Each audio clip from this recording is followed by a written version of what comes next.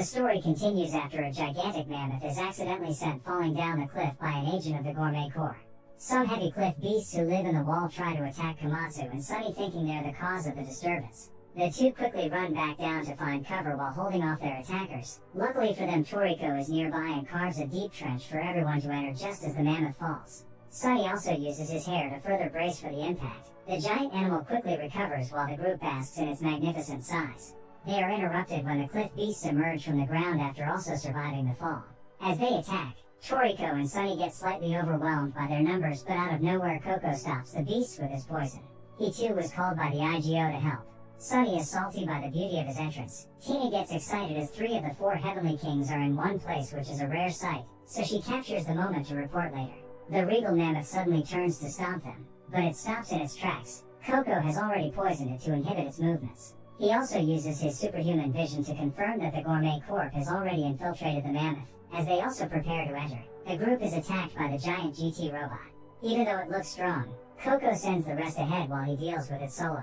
Meanwhile, Toriko's pet wolf Terry faces Starjin, who is one of the Gourmet Corps' sous chefs, but after a brief standoff, Starjin leaves Terry to face an Ovisaurus that he tamed earlier.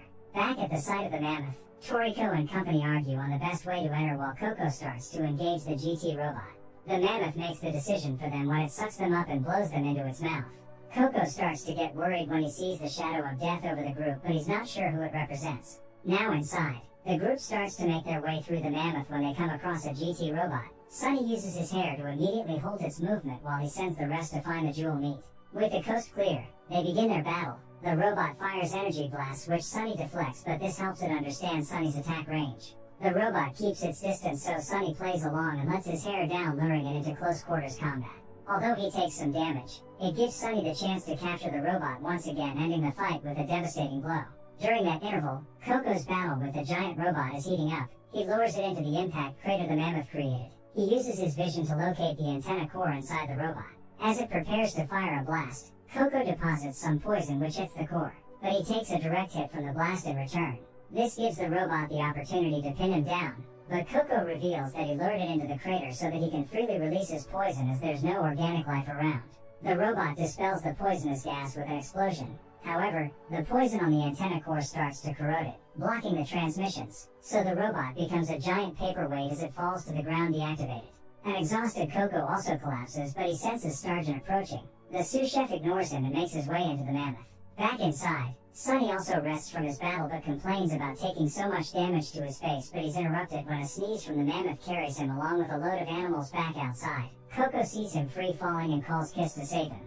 Meanwhile, Toriko's group are still inside looking for the meat. Komatsu comes across some orange salt and some cinnamon tail which he picks for later use. However, Komatsu notices that Toriko is exhausted because he has not eaten in a while. The chef speculates that it is because of his gourmet cells. Tina adds that the cells were discovered by the gourmet god Acacia, who is a human hunter that had tasted nearly every ingredient in the world. He came across a jellyfish that had these cells and noticed organisms that were infused with the gourmet cells gained regenerative abilities and increased strength. The exposition session ends when they reach a shining area signifying that the jewel meat is nearby. The excitement on their faces turns to dread when they see Starjin. Toriko immediately emits his intimidation and tries to attack, but he is sent flying with a single punch. Rin finally tries to be of use, but she too is taken down with a devastating punch.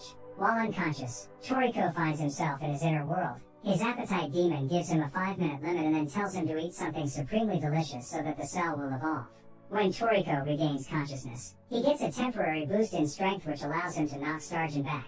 He rushes to Rin, who asks Toriko to kiss her as her last wish, to which he complies. Meanwhile, Starjin re-emerges. An angry Toriko trades blows with him and sends him flying again with a 6-fold spiked punch. The sous chef confirms that Toriko has gone into autophagy. This is a state creatures enter into when starving. They break down their own cells to gain energy for a limited time.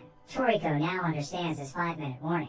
They continue to fight, but Starjin returns the favor and sends his opponent flying, but luckily, he lands unconscious at the location of the jewel meat. Tina rushes over to him and uses the meat juice to wake him up. Toriko is entranced by the flavor and makes his way over to the meat and starts eating it raw. I hope he doesn't get E. coli poisoning. His body rather starts to evolve due to the high quality meat. Back with Starjin, we find him rummaging through Komatsu's things and takes a liking to his knife. So takes it. Komatsu holds him back, telling him that a chef's knife is his life so he can't have it. Starjin tries his intimidation on him, but Komatsu withstands it. Toriko makes his appearance looking all shiny and buff. Starjin drops the knife and marches towards Toriko after noticing that his cells are evolving. Back at his HQ, the sous chef orders the technicians to release the limiters, which will allow him to transmit more of his power through the GT robot. But it's a double-edged sword, as he will also feel all the damage inflicted on him. Starjin attacks with a mixer punch, but Toriko's abs takes the blow like it's nothing. He grabs the sous chef's hand and removes it with a repeated knife attack. After landing a few more hits, Toriko ends things with a tenfold spiked punch, completely destroying the robot. With the threat gone, he realizes that Rin is alive, so he grabs her plus the jewel meat as they all exit the mammoth. While they fall, Sunny catches the meat and the rest, but leaves Toriko to fall. He does an emergency operation on his sister to stabilize her before she's sent to the hospital. Terry also arrives with the Obosaurus as his subordinate. Turns out the baby mammoth didn't have any jewel meat because it's still young, so the IGO reunites it with the parent. They all return back to the facility where Mansum gets a visit from Shige, the vice president of the IGO. They discuss the release of the last member of the Heavenly King's Zebra, who is a known troublemaker. Later on, a recovered Rin along with everyone have a feast with the jewel meat. Toriko enjoys it so much that he prepares to announce it as part of his full course, but Sunny outshines him, showing he's the most compatible with the meat, so he adds it as his main course instead. The crew later get back to the mainland and go back to their daily lives. Tina reviews the footage she captured from the trip for a report. Meanwhile, Komatsu is summoned by IGO Bureau Chief Yuman for a special assignment. He's to prepare the mermaid tuna for Dohan, the president of the Republic of Roto, to impress him so that he can vote in favor of the IGO in an upcoming vote. He only has 7 days to prepare it because after that time it cannot be eaten. Toriko spends his time hunting and realizes that Terry hasn't eaten for 2 weeks. He later goes to the gourmet market to sell his day's catch and bumps into Tom. After work they meet up for drinks where Toriko voices his worries about Terry not eating. Tom suggests that it's because the battle wolf is used to food from the gourmet world. This is the dangerous unexplored continent that encompasses the whole planet. It's said to have lots of undiscovered ingredients. Normal humans can't even step foot there. The human world only accounts for a small part of the planet. Tom alerts him that it might not be necessary for him to go there now, because Knocking Master Jiro brought back some blue blood corn and told him that it is a favorite of beasts from the gourmet world.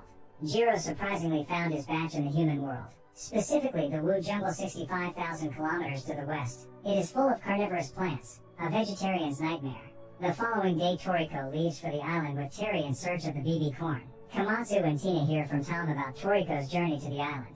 Komatsu calls Johannes to take them there as he remembers that the Woolstar sauce seed is native to the jungle. It will help him make a delicious sauce to pair with the fish. Coco and Sunny also get word on Komatsu's trip. Sunny uses his custom helicopter to go in hopes of saving the head chef with the most beautiful entrance. Meanwhile, Toriko and Terry arrive at the island where he finds some peaceful flowers. Their petals can be used as a means to measure capture levels. One petal falling equates to a capture level of 10 when a menacing energy is released near it.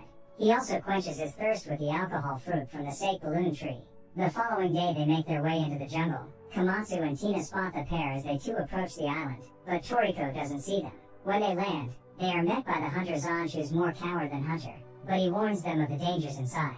Toriko and Terry are attacked by zombie wood, but after a brief struggle, Terry defeats it by igniting some alcohol from the nearby sake balloon trees, which burns the plant beast. The duo then climbs to the top of the trees where the BB corn stands tall. Toriko tries to cut the stem with a knife, but it's too tough. After peeling the corn, he uses a 5-fold spiked punch to remove some kernels from the cob. During that interval, Komatsu explores the jungle with Zanj when a peaceful flower he took earlier suddenly loses half a petal. Something with a capture level of 5 is approaching them. A peach edict starts chasing them from the skies, but it abruptly turns around. Simultaneously, the flower loses a full petal and they are faced with an aloe frill-necked lizard with a capture level of 10.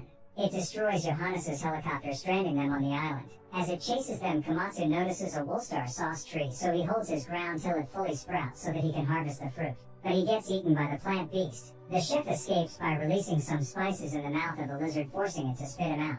Sunny arrives on the island, but his entrance does have the desired impact. Toriko also catches up and is surprised to see them. He invites them to join him at Wool Volcano, where he intends to pop the corn. Komatsu respectfully declines since he is under time pressure to finish his fish dish. They leave on Sunny's helicopter while Toriko makes his way to the volcano where he pops the corn and is happy to see Terry enjoying the food. He even adds it to his full course meal. Their celebration is cut short when suddenly all the popcorn is sucked up by Grin Patch, one of the gourmet course sous chefs. Terry immediately senses the danger and quickly retreats, but Grin Patch tries to suck the wolf up. Toriko, however, foils his attempt with a knife to a straw, but it doesn't break as it is made from the mouth of a giant devil mosquito. He reveals that aim of the Gourmet Corp is to obtain an ingredient called God, after Toriko asks about their objective. He continues explaining that it's the best ingredient in the world because it has the power to enslave humanity. Acacia used it to end a world war and ushered in the Gourmet Age. This legendary ingredient appears once every few hundred years during an eclipse. It's rumored that the Gourmet Eclipse is likely to happen sometime in the current year and some of the most powerful hunters are preparing. After hearing everything, Toriko decides that he wants God as his main dish on his full course menu. Grinpatch alerts him that if that's the case, then he must snuff Toriko out now before he becomes a problem in the future. They start to fight and clash with strong attacks immediately. Grinpatch notices that Toriko doesn't have long-range attacks so keeps his distance while firing at him. As he takes damage, Toriko evolves his fork and knife technique and fires them at Grinpatch from a distance. The attack doesn't do much damage to the sous chef who retaliates with a powerful blast which wipes out much of the landscape. Toriko manages to slip past it and finally cuts his straw. As they power up to carry on fighting, Jinpatch receives a call from the chief chef so he has to stop. His pet Jack with a capture level of 85 also arrives with a whole BB cob. So he bids Toriko farewell. As he flies over a field of peaceful flowers, they all wilt away hinting to the sous chef's power. Meanwhile, on the mainland, Komatsu barely makes in time to complete his sauce but when he applies the final garnish the fish expires and turns to bubbles. President Doham gets livid, but Coco comes in clutch with another mermaid tuna anticipating this problem with his fortune-telling ability. The head chef prepares it perfectly, much to Doham's delight. He loves it so much so, that he votes in favor of the IGO. Toriko is also back from Wu Jungle and brings some BB corn for everyone to enjoy. Meanwhile, at the Gourmet Corp, Chief Chef Kuromoto calls a meeting with the branch chiefs and sous chefs to plan their acquisition of God. This will make their boss ruler of all ingredients in the world.